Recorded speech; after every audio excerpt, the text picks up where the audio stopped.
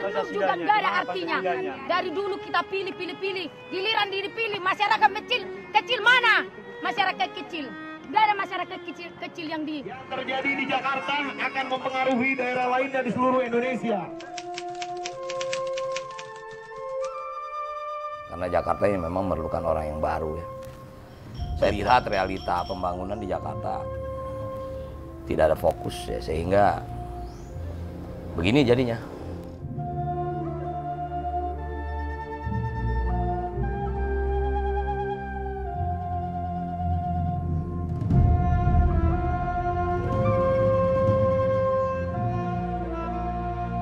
Di sini kan bagus juga kayak di Solo gitu, pemimpinnya bagus kan. Kita kalau pemimpinnya bagus, rakyatnya juga bagus, Bang. Ya kan? Nama Wali Kota Solo Jokowi Widodo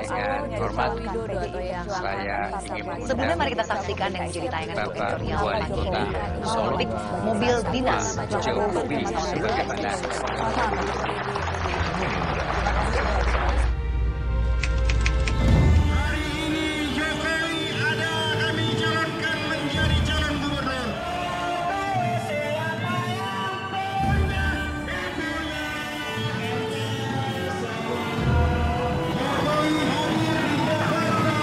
Salah satu pasangan calon yang minimalis, berkasnya masih sedikit.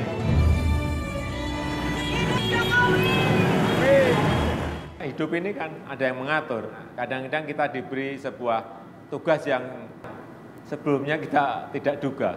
Saya dulu punya ajudan, saya kan kurus. Ajudan saya ini tinggi, besar, karena ajudan kan harus seperti itu. Tapi masalahnya, setiap ada tamu itu yang disalami dia terus itu.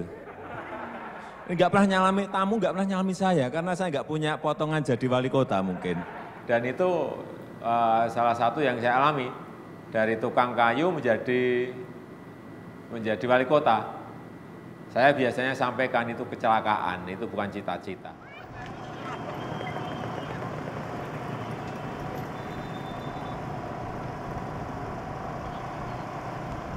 Saya juga ada perhatian terhadap perkembangan di Solo. Terakhir ini kan nama Pak Jokowi sebagai wali kota Solo kan cukup fenomenal ya, cukup membawa satu yang berbeda ya, sehingga menarik perhatian kami. Gitu. Geram dengan sikap PLN APC Solo yang memadamkan listrik di sepanjang jalan protokol Slamet Riyadi, Wali Kota Solo Joko Widodo langsung mendatangi kantor PLN APC Solo untuk menuntaskan tunggakan listrik dari bulan September sampai Desember 2011. Uniknya, pembayaran tunggakan listrik ini dilakukan secara tunai, sehingga membuat PLN APC Solo kebingungan. Kalau kemarin yang dimatikan hanya balik kota, mungkin saya nggak apa-apa, tapi yang dimatikan adalah untuk kepentingan masyarakat. Ajak kepada PLN agar apabila ada yang berkaitan dengan kepentingan masyarakat itu didahulukan. Saya kira masyarakat juga bisa menerima ya. Tetapi kalau kita dilihat masyarakat ini punya kepentingan, ini cari enaknya sendiri akan berbeda. Boleh salaman? Nggak boleh. Nggak boleh. Pengen salim, Pak ya, pengen salim. Kalau untuk Pak Jokowi semuanya oke lah ya kan, untuk masyarakat Solo. Ya kita berdoa mudah-mudahan beliau terpilih menjadi Gubernur DKI Jakarta. Dan kita selalu berdoa dan berdoa. Semua masyarakat, semua komunitas yang ada di Solo ini berdoa untuk Pak Jokowi. Mudah-mudahan juga Jakarta nanti kalau dipimpin oleh Pak Jokowi menjadi sejahtera, menjadi semuanya lancar lah. Tetapi selama 5 tahun saya di Solo dengan uang 3,5 triliun, bisa saya bangun separuh dari jumlah pasar tradisional yang ada di kota Solo. Solo 530.000, Jakarta 10 juta. Itu bisa diselesaikan Solo dengan... luasnya 44 km, Jakarta 661 km. Itu bisa uang Solo diselesaikan. 1 triliun, uang Jakarta 36 triliun. Nah, ini yang terakhir.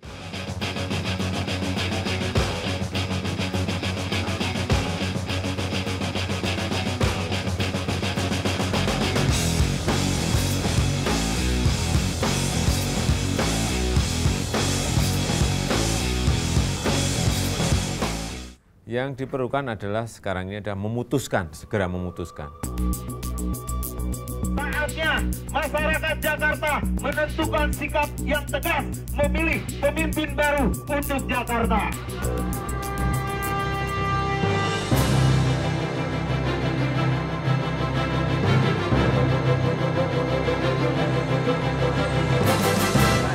Lihat Jakarta apa aja udah dilihat kan? Semeraut. Oh ya. Ada problem utama yang namanya macet. Blueprint-nya sudah ada. Yang diperlukan adalah kerjakan di lapangan. Kemudian lapangannya dikontrol secara ketat sehingga setiap proyek itu berjalan dan kalau ada masalah itu segera diselesaikan di lapangan.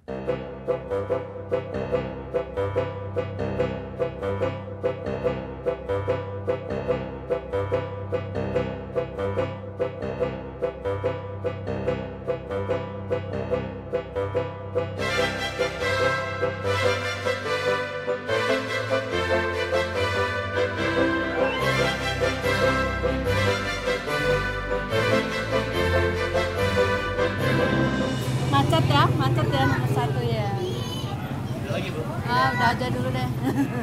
Harapannya apa, Nek? Biar nggak macet lagi. Biar nggak macet lagi. Punya rumah di Bekasi, di Tangerang, kesininya berbondong-bondong naik mobil. 2 juta mobil, 1 juta mobil setiap hari masuk, hasilnya macet. Tapi yang lain-lain public transportation mestinya bisa disiapkan. Kenapa sekarang orang nggak mau naik transportasi umum? Bisa dilihat tadi pertumbuhan kendaraan. Kalau nggak segera darurat itu diselesaikan, ya terus-menerus kita akan menjadi seperti ini. Tram dengan sistem rel bus, kemudian monorail jadi, sapinya jadi, orang akan males lah pakai mobil. Misalnya di Tamrin, di Sudirman, Blok M menuju ke kota, itu diganti dengan rel bus.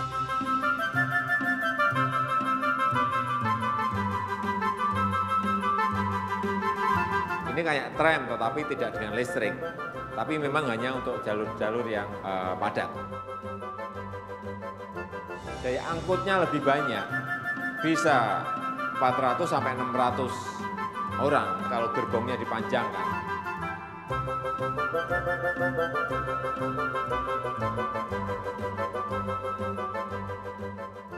Nama gue Tia, gue tinggal di Tanah Tinggi, Keramat Sentiong. Gue kuliah di Depok sambil part-time juga di daerah Pantai Indah Kapuk. Pertama, gue harus naik busway. Kalau gue harus naik angkutan umum, itu ribet banget. Habis itu, gue harus naik angkot dulu, supaya gue bisa naik kereta.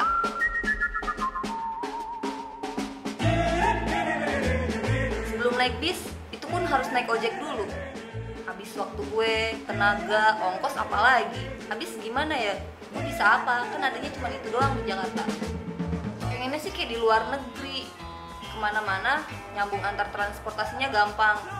Hemat biaya, hemat waktu, hemat tenaga, dan yang paling penting, gue nggak khawatir telat. Gue harap sih pemerintah Jakarta punya solusi yang manjur ya buat orang-orang kayak gue yang kemana-mana naik angkutan umum. Didengerin dong. Semoga terwujud ya transportasi di Jakarta yang lebih baik.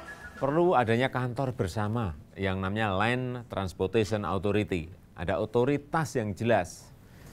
Di kantor itu ada pemerintah pusat, pemerintah DKI, dan pemerintah di sekitar Jakarta. Mereka berbicara bersama dan mencarikan solusi bersama untuk hal-hal yang berkaitan dengan transportasi. Saya kira Land Transportation Authority ini penting sekali.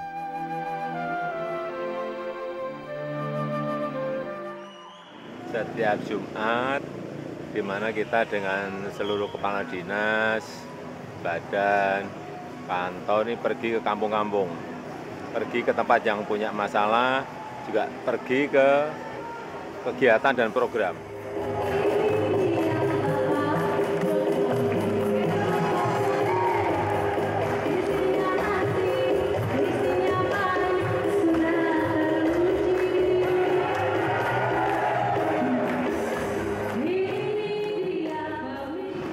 kemarin kan udah ketutupan itu. Pipolnya itu ya? Perawakan enggak, saluran dari sana itu tidak bisa masuk, jadi setiap hujan pasti banjir. Jadi nanti kita keduk dari sana sampai ke bawah. Masyarakat harus tahu bahwa Jakarta ini 40% wilayahnya adalah wilayah di tempat yang cekung. Yang ini sangat rawan terkena banjir. Jadi titik-titik banjir di Jakarta ini masih lebih dari 50. Ya, data yang ada di saya kalau nggak keliru 51 titik.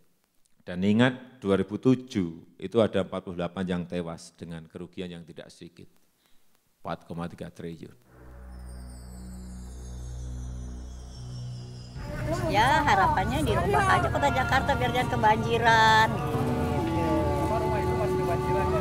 Iya itu dia di belakangnya kali.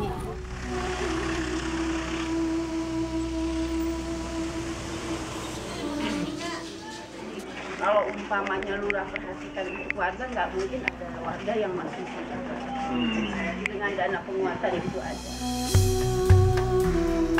Selamat datang Pak di wilayah Menres, banjir. Kita lawan banjir.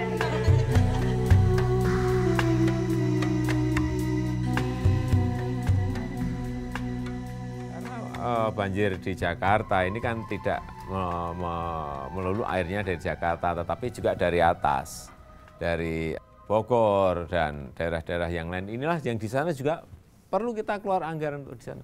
Dibuat situ, ada anggaran untuk sumur resapan dan daerah-daerah tangkapan air itu perlu lebih dihijaukan. Saya kira memang ini kewajiban kita karena mau tidak mau nanti akan berpengaruh kepada Jakarta. Kemudian daerah yang cekung, yang ini ada kurang lebih 40% di Jakarta, diapakan? Ya dipompa, naikkan pompa ke sungai atau naikkan pompa ke laut.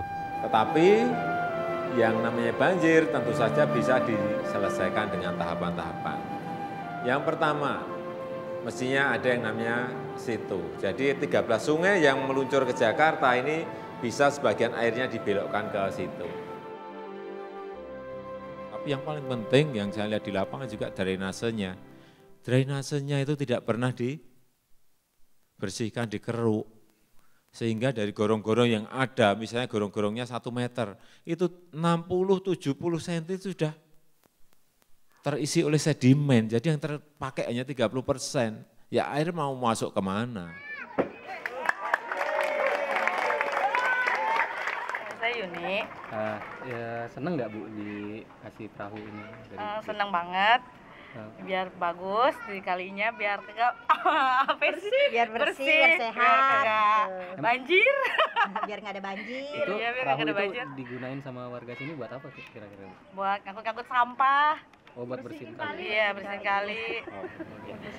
Saya sampaikan, pemerintah DKI punya uang 140 triliun satu periode gubernur. Sehingga bisa beli. Tanahnya beli saja, dibeli buat embung, beli buat embung. Padahal anggaran kita ada 140 triliun selama satu periode gubernur selama 5 tahun. Itu duit yang tidak kecil, itu duit besar sekali. Tapi kalau penggunaannya tidak betul, pemakaiannya tidak benar, tidak tepat sasaran, ya seperti yang kita lihat sekarang ini. Masih ada 51 titik banjir. Walaupun Jakarta itu tidak akan selesai dalam waktu 5 tahun. Jadi saatnya ya untuk Jakarta ini bisa berubah ya saatnya sekarang. Mudah-mudahan masyarakat Jakarta juga pandai untuk memilih pimpinannya. Dan saya yakin pasangan nomor 3 ini pasangan yang sanggup melakukan perubahan. Karena saya adalah orang Jakarta, jadi saya sangat tahu. Nggak tahu, saya bukan ahli itu. Nggak ngerti soal statistik, nggak bisa menang apa enggak. Cuman Jakarta butuh orang, butuh perubahan. Dan siapapun orang mampu membawa perubahan itu pasti didukung oleh rakyat, oleh masyarakat. Jokowi. Wah, rakyat Jakarta seneng nih. Wawancara ada apa? Iya, siapa ya diwawancara siapa? Sampean. Ferry Setiawan, umur 31 tahun, berdagang di sini hampir 6 tahun. Masyarakat Jakarta pasti senang dipimpin beliau, karena beliau arif dan bijaksana. Kalau pimpinan-pimpinan yang dulu-dulu, masa bodoh, anak kecil, rakyat kecil. Kalau beliau menampung aspirasi rakyat kecil.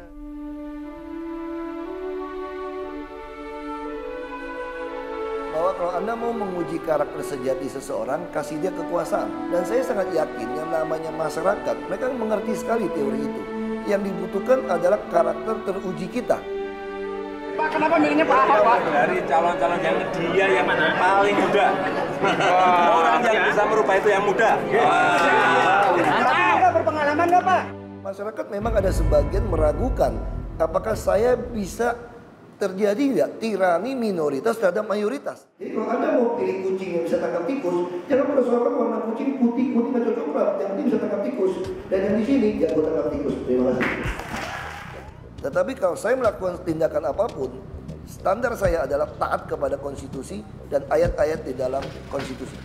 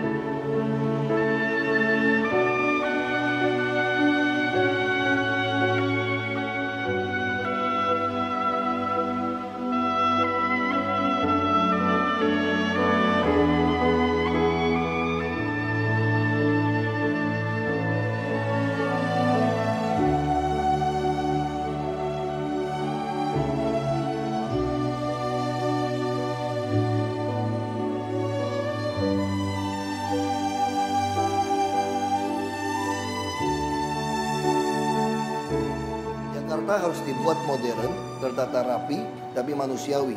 Artinya tidak ada kawasan kumuh, yang ada adalah semua harus kita bangunkan model super blok. Mestinya kayak di Kuningan ini kan banyak kantor, Sudirman banyak kantor, di Tamrin banyak kantor. Mestinya di dekat itu tuh harus ada apartemen sedang atau rusun sedang yang harganya sedang dan harganya murah untuk karyawan.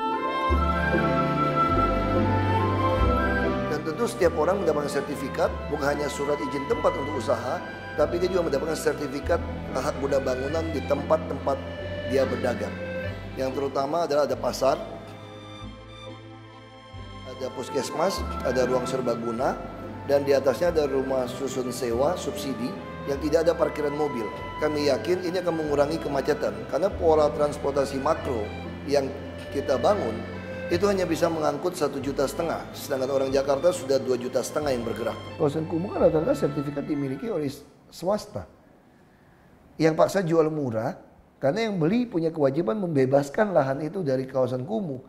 Nah kalau kami yang beli dapat tanah murah, dan yang dibeli kan tidak mungkin marah, pasti mau kerjasama kan, karena kami akan membangunkan super blok, kasih mereka. Kita dapat ruang terbuka hijau, dapat selesaikan kawasan kumuh, dan kita dapat membangun ekonomi dengan pasar tradisional lagi.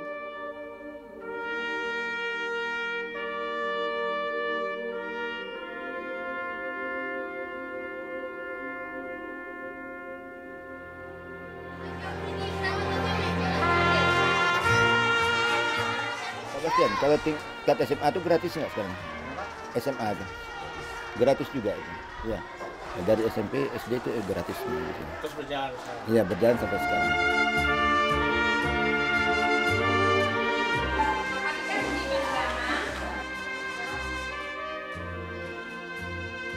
Ini sifatnya dari kecil sampai sekarang lah, ketemu dengan siapapun dia itu tetap hormat. Jadi dia itu tidak pilih siapa, entah orang itu kecil, muda, entah itu orang tua, apalagi orang tua gitu. Itu tetap deh. Itu sifat yang dia. Kelebihan dia itu seperti itu, Pak. Dia hormat dengan orang itu. Itulah kelebihan Ahok.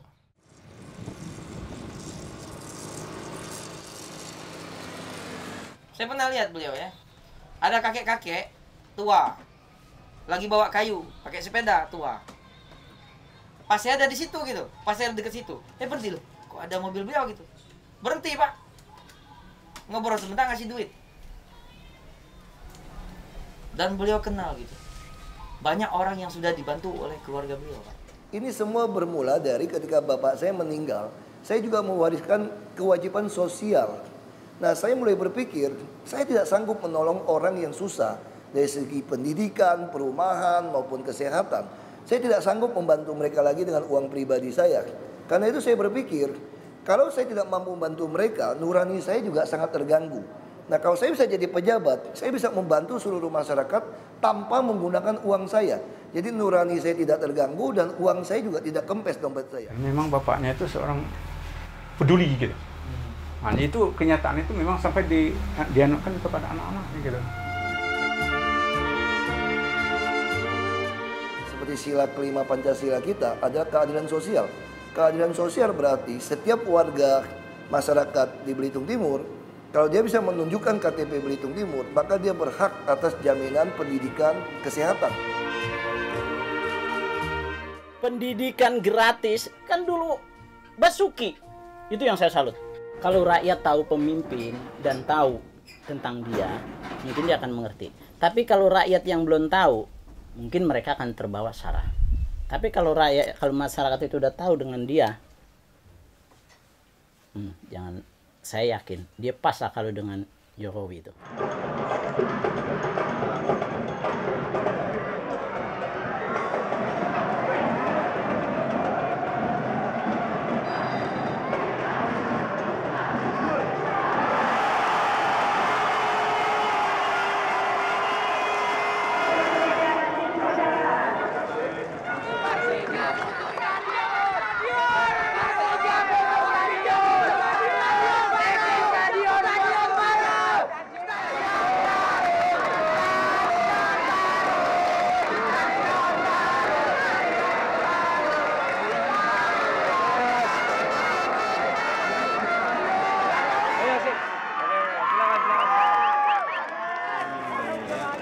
Kami minta bukti bukan janji.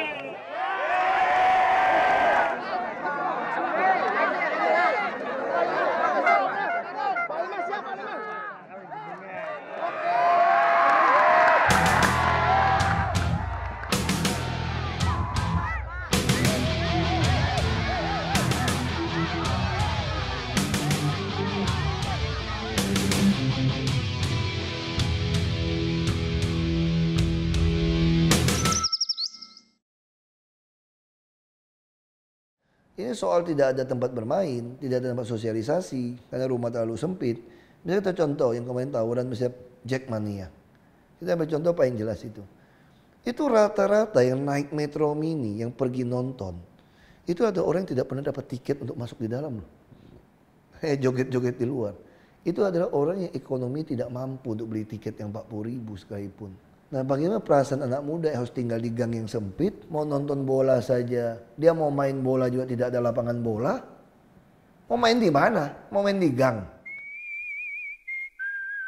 Kita main bola yuk di taman. Wah, hari gini mau main bola di taman mana?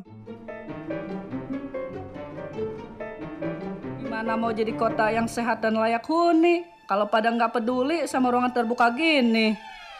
Ada bapak. Bapak kayaknya paham nih masalah kita. Kenapa sih Pak? Kota kita kok jadi begini? Tenang anak-anak, kota kita ini akan semakin lebih baik. Untuk menambah kenyamanan, akan segera dibangun 6 jalan layang non-tol. Juga tambah jalan tol dalam kota. Dan biar semakin nyaman kota kita, saat ini mal di Jakarta sudah mencapai 130 unit. Dan akan segera ditambah 6 unit lagi. Ini menandakan pertumbuhan ekonomi Jakarta sangat bagus. Wah. Kalau soal itu, Bapak ahlinya. Udahlah, percayakan pada ahlinya. Kota kalian pasti akan semakin nyaman. Wah Pak, nggak bisa begitu Pak. Nggak bisa. Penelitian menyebutkan 1% penambahan panjang jalan dalam setiap mil jalur akan menghasilkan peningkatan kendaraan bermotor sebesar 0,9% dalam waktu 5 tahun. Dan studi juga menyatakan bahwa setiap pertambahan jalan sepanjang 1 km di Jakarta akan selalu dibarengi dengan pertambahan kendaraan sebanyak 1.923 mobil pribadi. Mal itu juga memberi dampak kemacetan. Pembangunan mal juga berdampak buruk bagi lingkungan. Mal menyedot banyak energi listrik dan air bawah tanah. Di luar negeri aja dibatasi dan diatur, Pak. Malah ruang hijaunya, Pak, yang dibangun dan ditata. Gimana sih? Katanya ahlinya.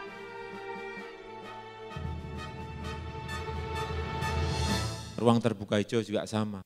Kita ini sangat kurang sekali. Idealnya harusnya 500.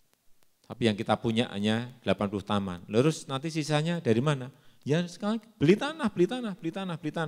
Buat taman.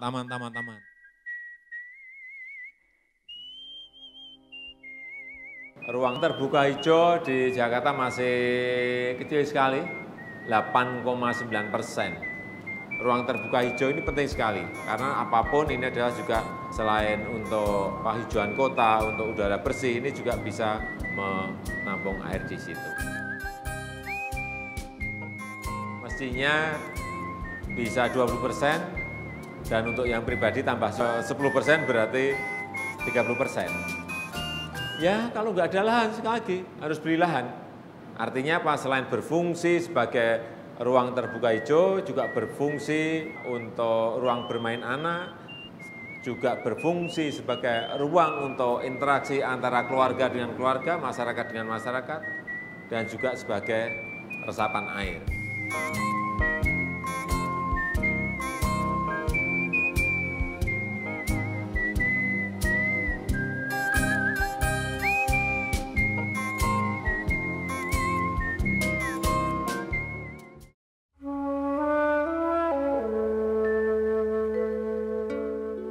Memang ini udah numpuk ya.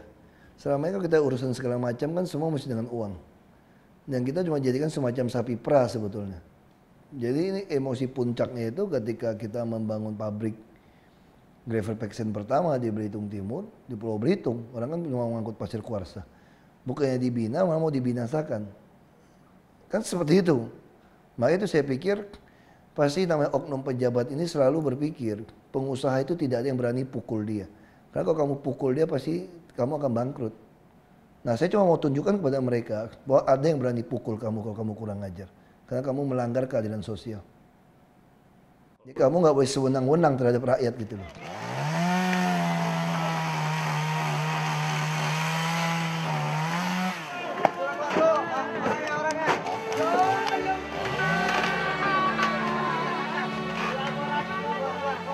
Dipukul makan tipu. Kita punya beri kemanusiaan. Aku kan Allah benar mau bagaimana Allah itu. Waktu saya masih SD, saya ingat itu. Jadi kami punya tempat tinggal memang di bantaran sungai, di dekat sungai. Kemudian digusur tahun 70-an itu. Tidak mendapatkan ganti rugi, hanya mendapatkan tanah juga di bantaran lagi, tetapi di tempat yang lain. Dan itu sangat membekas di ingatan saya, bahwa yang namanya tergusur itu sangat sakit sekali. Sangat sakit sekali. Ingat ya, di Undang-Undang Dasar 45 kita, jelas bahwa pemerintah negara itu melindungi rakyatnya. Di situ jelas sekali tercantum. Tapi yang terjadi pemerintah malah seperti ini. Nah kekeliruan, Satpol dibentuk malah mukuli rakyat seperti ini. Keliru. Itu sudah melanggar undang-undang kalau saya.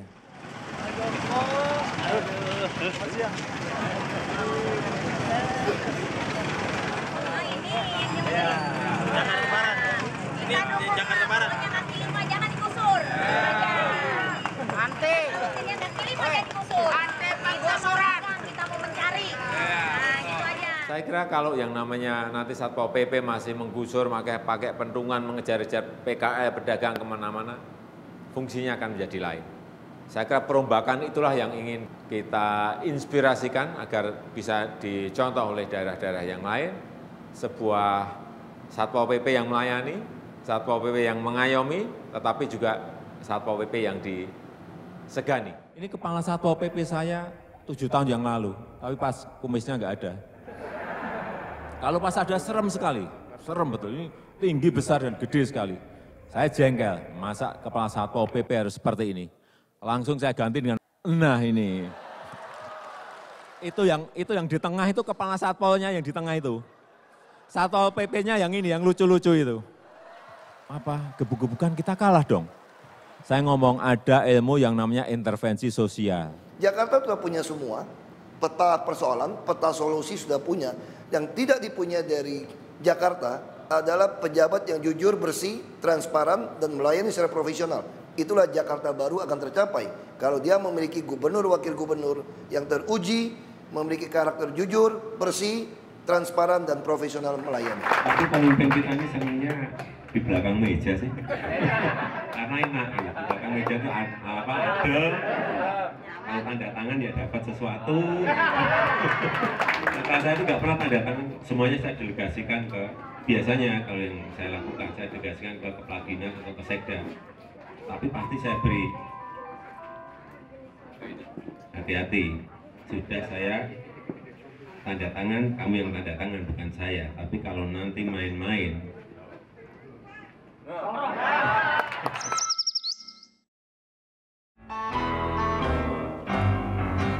ini yang perizinan juga sama. SIUP, TDP, IMB, semuanya ada 21 perizinan. Saya alami dulu, 23 tahun yang lalu. Minta izin, jadinya 8 bulan, 6 bulan, 4 bulan, nggak jelas ya. Zamannya seperti ini, nggak musim lah ya. Izin masih ditulis pakai tangan. 6 bulan, 8 bulan, sudah lupakan.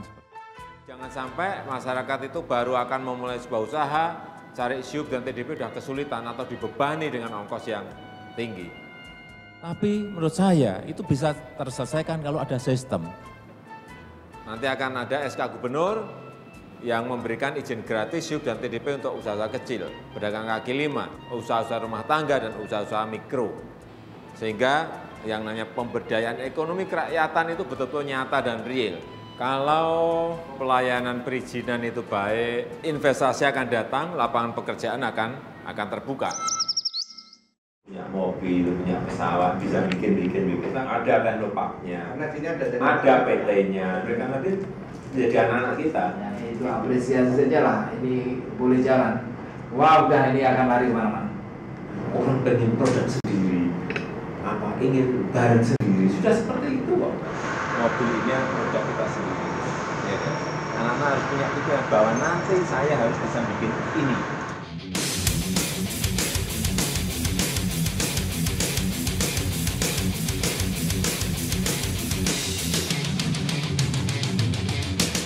Wah, ini toh mobil SMK kebanggaan Pak Joko.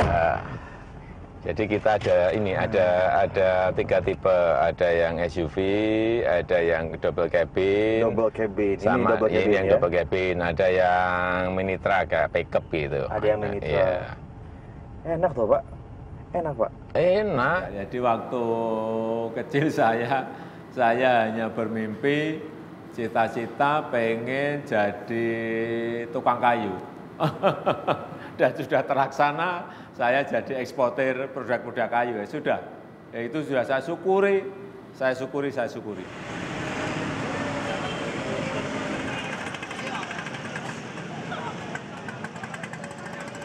Kalau Tuhan menggariskan yang lain, ya harus saya jalani karena hidup ini kan ada yang mengatur. Nggak bisa kita minta-minta yang enak-enak. Kadang-kadang kita diberi sebuah tugas yang atau pekerjaan yang sebelumnya kita tidak duga. Kan pengen kenal, katanya ada. Kenalin dong Pak warganya, calon gitu. Tambahin modal ke buat dagang.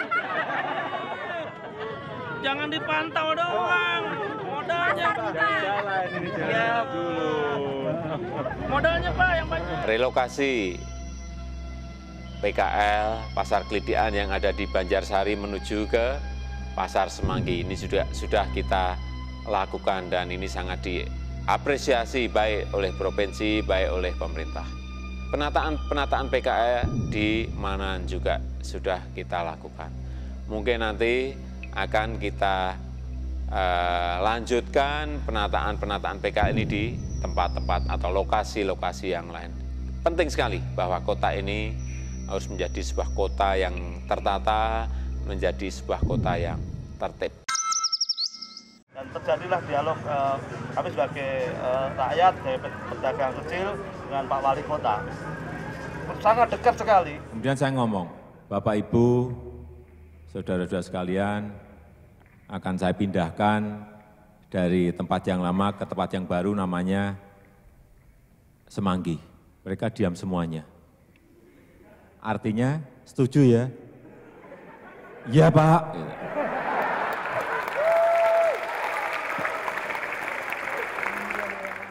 Kenapa setuju? Karena sudah makan siang, makan malam 54 kali. Sehingga tuntutan kami kan akhirnya dipenuhi itu misalnya dipindah, diberikan kios gratis, siup gratis, TDP gratis, dan ada bantuan permodalan dari koperasi. Saya siapin 45 truk, mereka bongkarin sendiri, naikkan truk sendiri, pindah ke tempat yang baru. Ini pindahnya. Dan saya pindahkan dengan kirap prajurit keraton. Dari orang Jawa itu kan dengan simbol-simbol ya.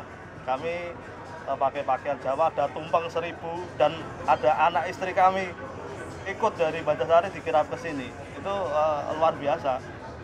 Di dalam kirap itu kan ada motivasi kami, keinginan kuat kami dari PKL berubah jadi pedagang pasar itu. Alhamdulillah hari ini berhasil.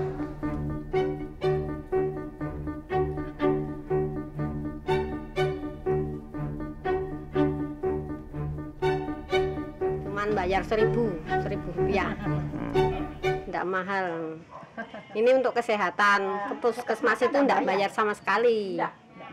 Kalau ada yang opnam gitu kan pakai ini ya bisa, opnam di rumah sakit itu bisa. Setiap saya masuk kantor pagi, sudah ada 30-40 warga yang menunggu di kantor. Ada anaknya yang sakit, nggak bisa masuk rumah sakit. Ada yang bapaknya sudah di rumah sakit, tapi nggak bisa membawa pulang. Dan kejadian itu hampir setiap hari ada.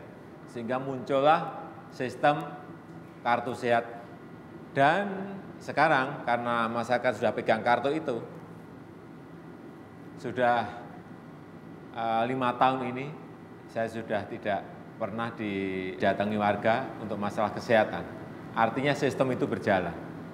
Nama saya Samrudin, saya prihatin terhadap nelayan-nelayan yang ada di Kerincing khususnya, karena satu permasalahan sudah disebabkan adalah limbah. Kemudian kedua adalah permasalahan kesehatan. Kesehatan nelayan, juga pendidikan anak nelayan. Itu yang terpenting. Hingga sebelum ini masuk ke rumah sakit, kita sudah kewalahan dulu di dalam pengurusan itu. Itu menyebabkan anak-anak nelayan tidak bisa mengurus kesehatannya. Apa yang tadi disampaikan, yang pertama mungkin masalah kesehatan terlebih dahulu. Namanya ini, kartu Jakarta Sehat seperti ini. Ini penting sekali, jadi tidak perlu pakai SKTN. Ini nanti akan diberikan kepada seluruh warga, baik anak-anak, ibu, bapak, kakek, nenek, semuanya dipegang, harus pegang ini. Saya akan banyak di lapangan, saya akan banyak di tempat-tempat yang banyak masalah, banyak persoalan, banyak problem, sehingga bisa menyelesaikan masalah dan problem itu sebuah kartu, namanya kartu Jakarta Sehat, seperti ini. Dengan anggaran APBD di Jakarta setahun itu kira-kira 600 miliar untuk anggaran kesehatan. Mestinya rampung semua. Jadi masalah rakyat yang sakit, masyarakat yang sakit itu tidak usah ngurus SKTM ke RT, ke RW, ke lurah.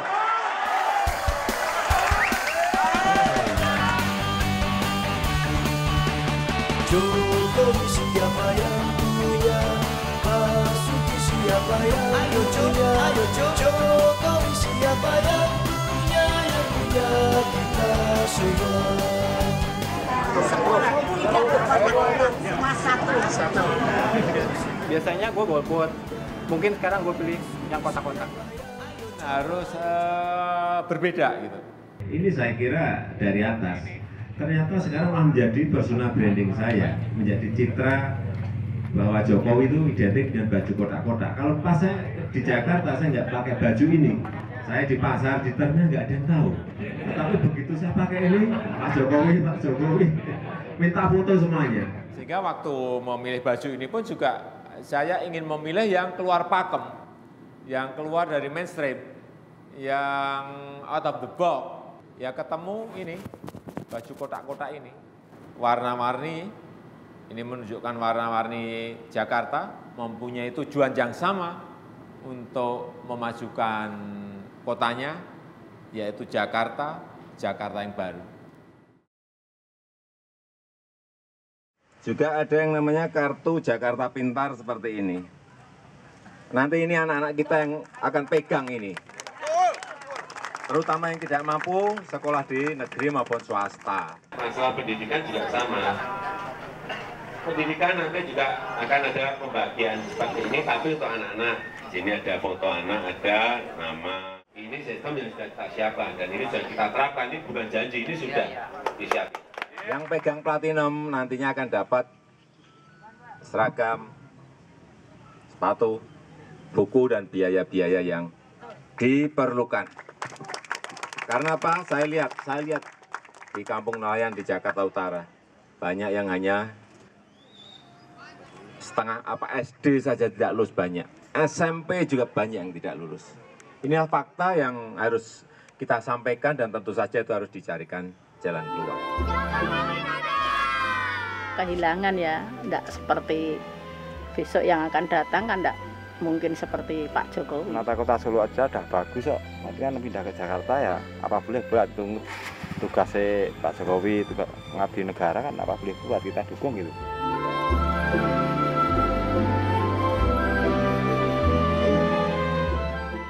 Terbuka, tetap merakyat. Kalau di satu sisi itu. Cuma itu tadi sebenarnya kami masih berharap banyak dengan Ahok. Kok kenapa dia tega meninggalkan Belitung Timur gitu aja.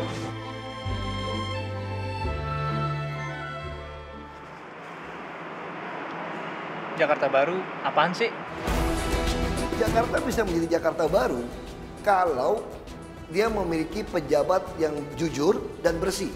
Pemimpin yang bisa menata kotanya, sehingga kotanya menjadi sebuah kota yang nyaman untuk ditinggali, nyaman untuk kita semuanya bekerja, mencari rezeki. Jakarta Baru yang modern, tertata rapi, tetapi manusiawi.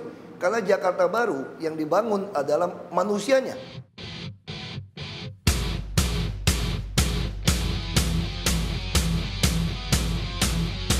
Dan Jakarta Baru dimulai dari sekarang.